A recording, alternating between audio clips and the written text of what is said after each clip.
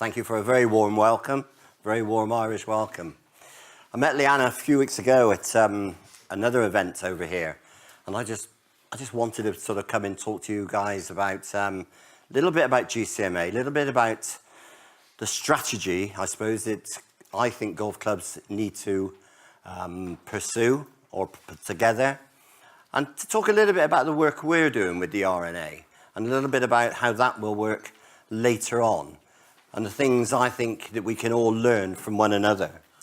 But before I start in any of that really sort of high-powered stuff, I'd like to just talk a bit about my very first experience over here to play golf. And this was last year. I was invited by the TNI to come over and play in the Irish Open Pro-Am at Portstewart. Now, I play off of 17, going on 18, going on 28. And I got invited to play with none other than Mr. Graham McDowell, which is one hell of an experience. And it was really good. And we talk about Irish welcomes, and we started off at 7 o'clock in the morning on the 10th tee. Nobody around. And I thought, this is excellent. And the other two gentlemen I'm playing with, one plays off 1 and one plays off 4.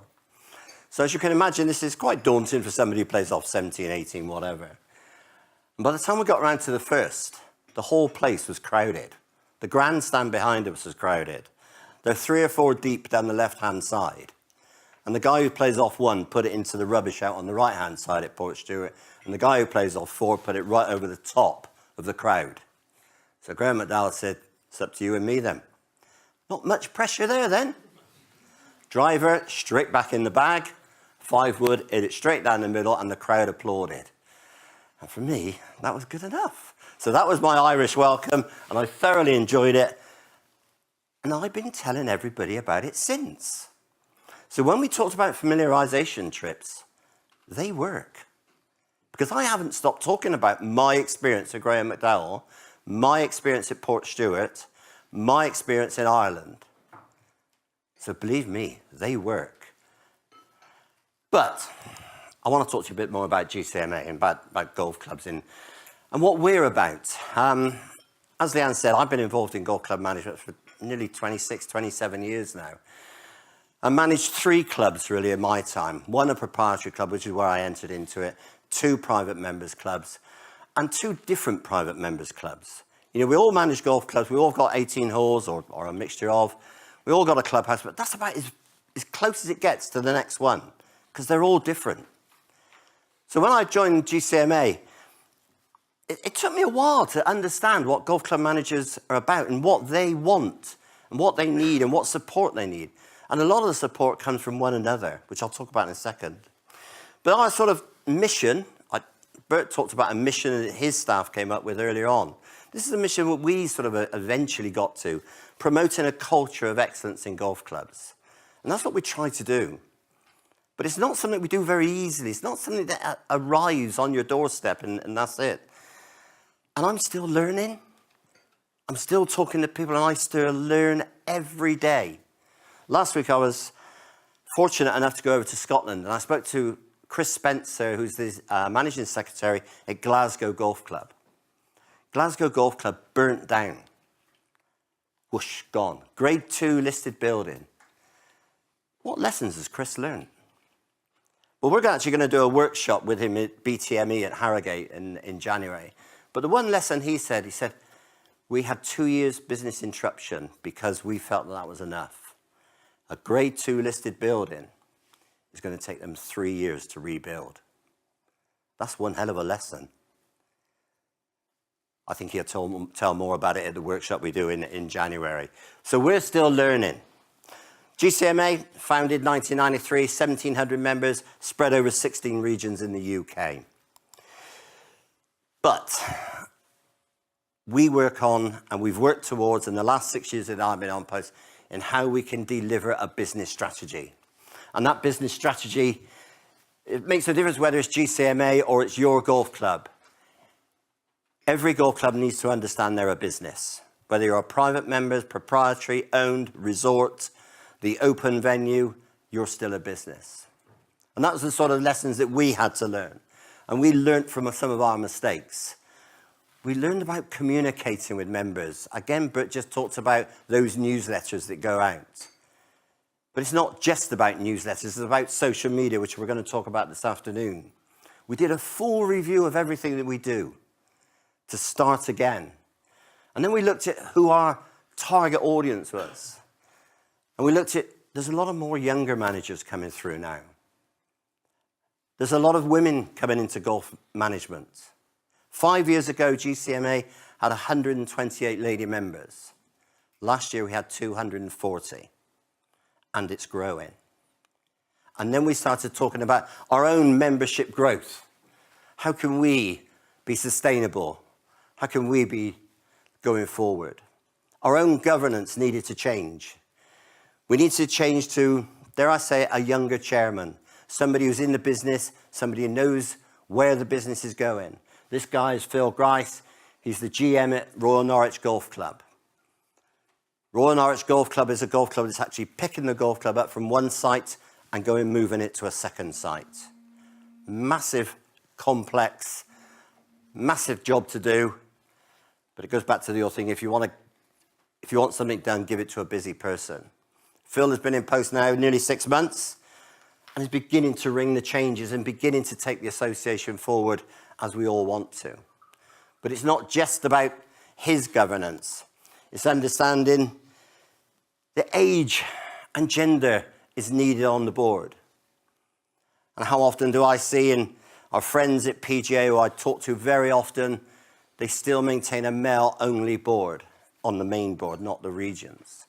But we're very, very much in, we want to get Andy in, who's a young a lecturer at Bucks University who looks at education, looks at professional development. Amy, young lady from, was it Fairmont up in Scotland, now moved down to Moore Park. But Amy's just got ideas coming out of her. So all of a sudden, our succession planning is looking at how we can get different ages, different genders onto our board to build that strategy to move forward. I think, again, a couple of you have said this morning about changing times. So we've had to change. Like the board of Portrush, or whichever golf club it is in Ireland or wherever, we have to realise that some of us somewhere along the line got to change if we're going to move forward. Some of you clubs who will be involved next year, who will want to take on visitors from around the area, you'll have resentment from some of your members. And like Bert has just said, move the medal to a Sunday. And I can remember in the 3 clubs I was at, if I'd have said we're going to move the medal to a Sunday, I'd have been down the road. So we know that's there. But it's changing times.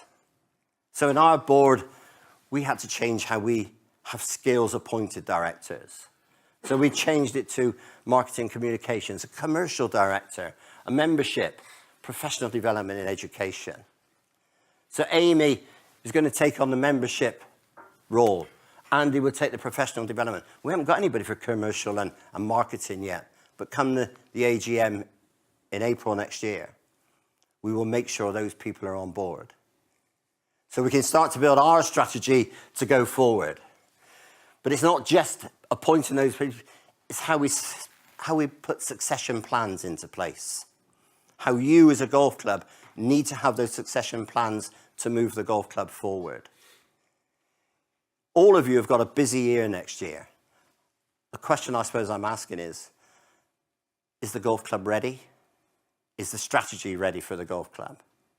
If you've got a group of visitors who want to come on the Saturday before, what's the strategy for it? Are you building towards developing those structures? Is everything in place? Are the succession plans in place? What's going to happen after the Open? Is the club going to thrive? Is the club going to use that experience to move it forward? Those are things I think we all need to look at. You need to set some strategic objectives. What is it for? Where is the club going? How are we going to work it around? What's the next stage? In 18 months' time, will you have benefited from it? Somewhere along the line, the Open will come back to Portrush or to somewhere else in Ireland. So will you learn the lessons? We all learn lessons all the time. How many of us learn by our mistakes? We all learn by our mistakes. I learn by my mistakes. I've made enough of them. So I ought to know all of it, really, but I don't. So I keep making mistakes, and I keep learning again, and keep bouncing back again. But it's about professional development for you people, you managers, you people who are involved in the strategy. We work on education, we work on knowledge. We work on knowledge and information, and they're totally different things. You can have as much information as you want, but have you got knowledge? Knowledge comes from you people talking to one another.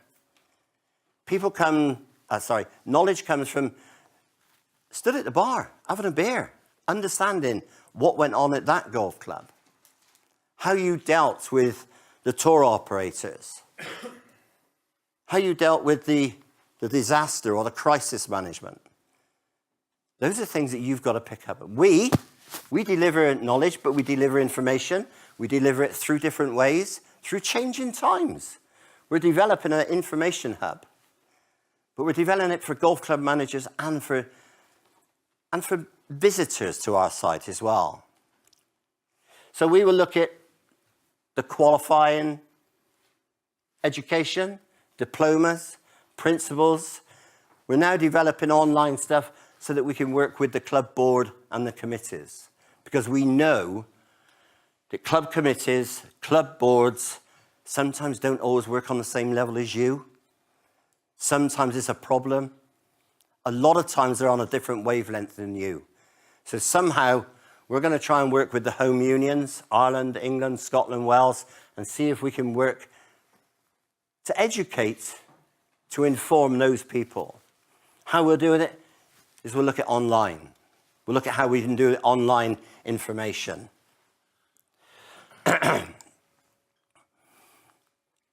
As I've just said, peer-to-peer knowledge is crucial in our business, because you can bet your life if you've got a problem, somebody has had that problem before, and somebody will share those problems with you.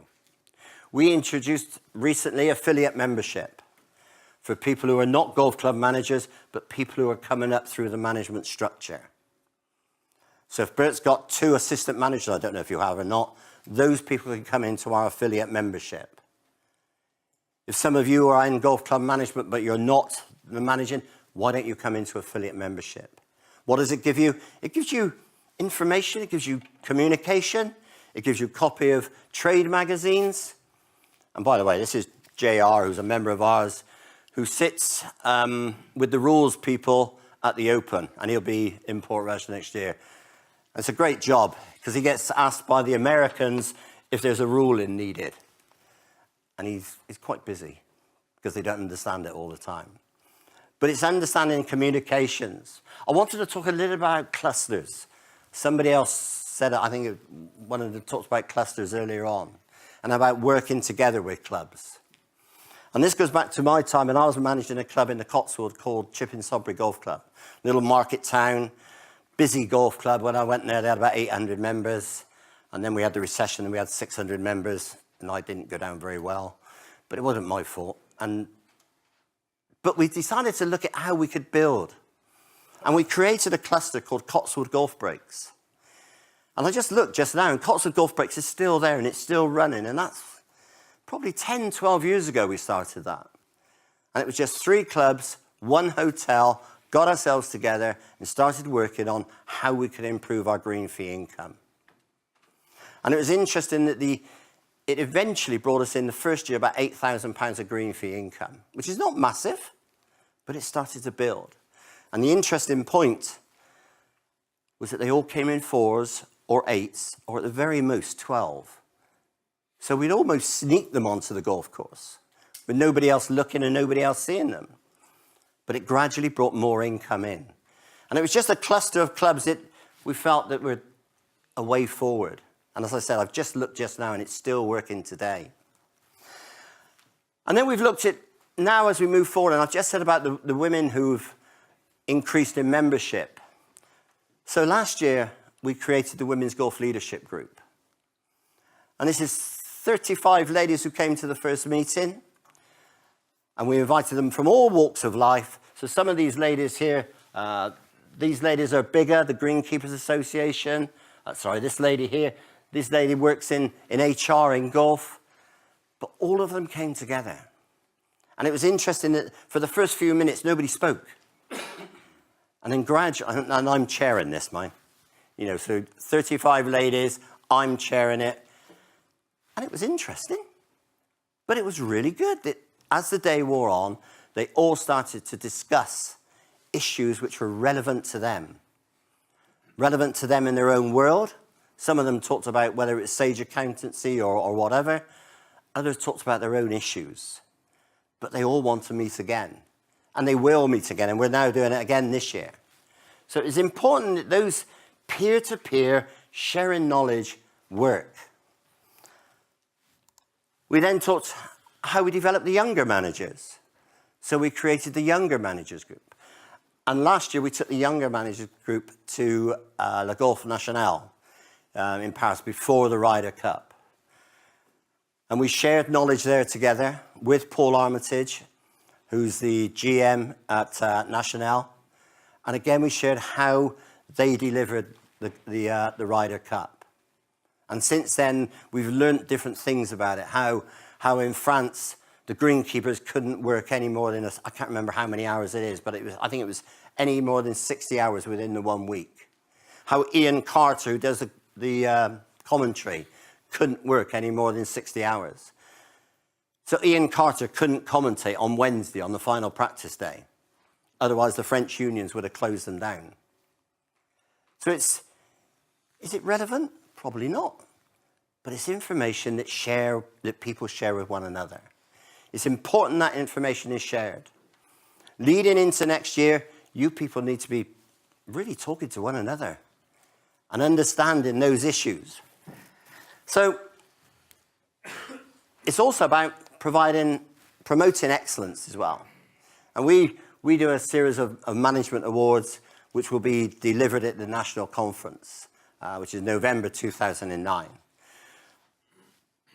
I like the awards. We do 3 awards. We do Manager of the Year, Team of the Year, and Newcomer of the Year. I like Team of the Year. I like team. When I managed a golf club, I would meet with my course manager every morning. It might only be for 30 seconds. It might be for 5 minutes. It might be for 1 minute. But it was just so we could have a quick catch-up of what was going on. I would also make sure my professional, who is my view, was the front of house. He's the meter and greeter. So it was important those 3 worked very closely together. I like Team of the Year.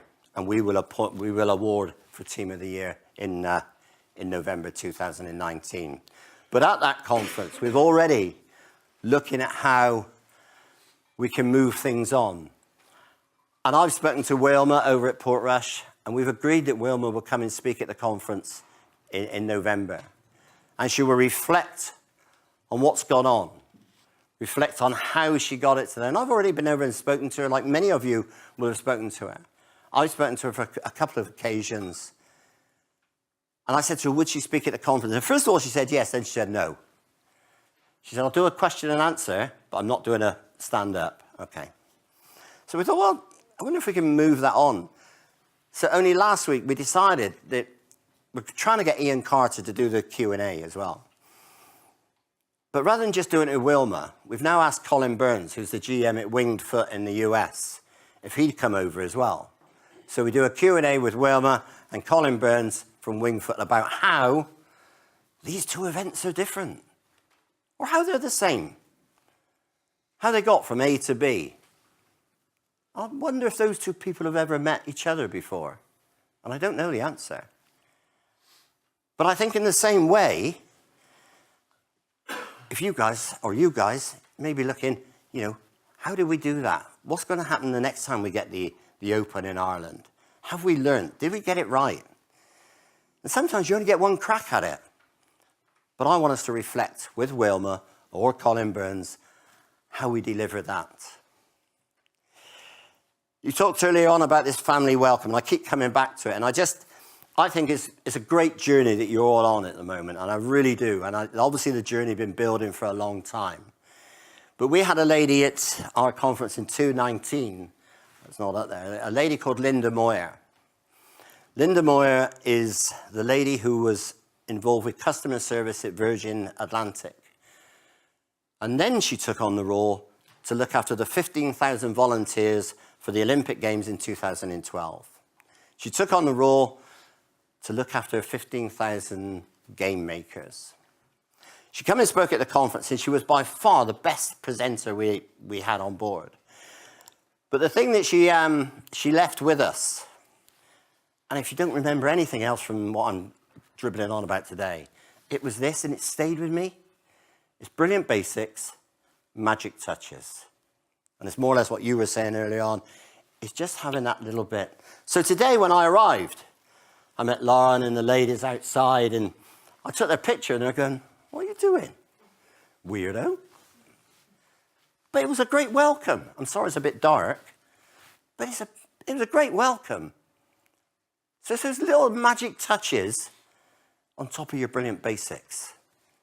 Those are things which people just remember, things that are work. That's enough of that. I just want to talk a little bit about what the work that we're doing with the RNA and work we're sharing with the RNA. And some of this is geared towards the Open and Opens in the future. This is Golf Course 2030. This is something that the RNA have been working with a number of bodies, including ourselves, including the home unions and so on. And as it says there, it's an industry roadmap addressing the challenges. And if you think back to the Open at Carnoustie last year, we played golf at Montefieth a couple of days before. And honestly, the colour of the course was like that. And there's a number of issues here that the RNA need to address, but not just on their own. So there's a number of bodies who are going to be involved with it, and they are involved with it. So all this group of people have been asked to contribute. And they are contributing. And out of them, there's 8 of us now who are the working party, one of which we're one. But it's looking at all sorts of things, and it's not just, what happens in the event of a drought. There's a number of things, and I'm just looking at these, the alternatives to chemicals. We know there's issues with pesticides, fertilizers. How are they going to be addressed? We know we think there will be an issue with labor in time. Will we get the greenkeepers? So some of those bigger cities, can greenkeepers afford to come and live in those bigger cities around the golf course? There's another one about coastal erosion. Those golf courses that are links. How are they dealing with coastal erosion over the next 10 years? It's a good project. It's something that I'm glad that we're involved with, and it's something that we will work with the RNA, and there's already meetings arranged for when we're at the Open in Portrush. This is the last project that we're involved with them, and this is First International Congress on Golf and Health. It's been put together by the World Health Authority, and RNA have sponsored it. And that's not that there, have a look at this. This is worth any club having a look at, because there's some big messages here. This is just a slide I pinched from them, to be honest, because they talk about inactivity, physical inactivity in our world. And they talk about how many people die around the world and what they die of. And the top one, physical inactivity, 5.3 million die of not doing anything. My father-in-law, when he retired, he sat there and just waited to die. Smoking kills 5 million. Mosquitoes, snakes, only 10 ever get killed by sharks in the world. But we're all frightened of sharks. Nobody's frightened of physical inactivity. Golf globally, 55 million people of all ages play golf. 1 in 127 people worldwide play golf. Why don't we try and get more people to play golf? Get them active. My sister-in-law, Auntie Sarah, she started playing 2 years ago because she couldn't do aerobics anymore. She couldn't do Zumba or whatever it's called.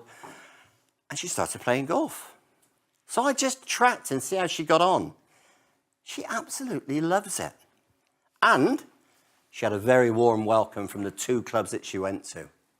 Both of them welcomed her. Both of them got into the game. So golf isn't broke by a long way. Golf is very active. We just need to encourage those more and more people into it. This was the interesting stat that the World Health Authority came up with, that those people that play golf live 5 years longer. I did ask the question, 5 years longer than what? But it was 5 years longer. So it's a stat that's out there. Why shouldn't we be using that? If we want to get people to come and play golf at our golf club, why shouldn't we be telling them, you're going to be more healthy if you play golf? And it makes a difference whether it's 6, 12, 18 holes, 9 holes. Why not? I said there's two things. Magic touch, brilliant basics, magic touches. Take that away and just make a note of that and have a look on their website. We're going to try and get them back to the conference in a 12-month time to say about how this campaign has gone over the first 12 months. I'm going to share the message in every meeting I go to because I think it's a message worth sharing. They will have a big stand. They will have a big say at the Open next year. It will be there in everybody's forefront to have a look at.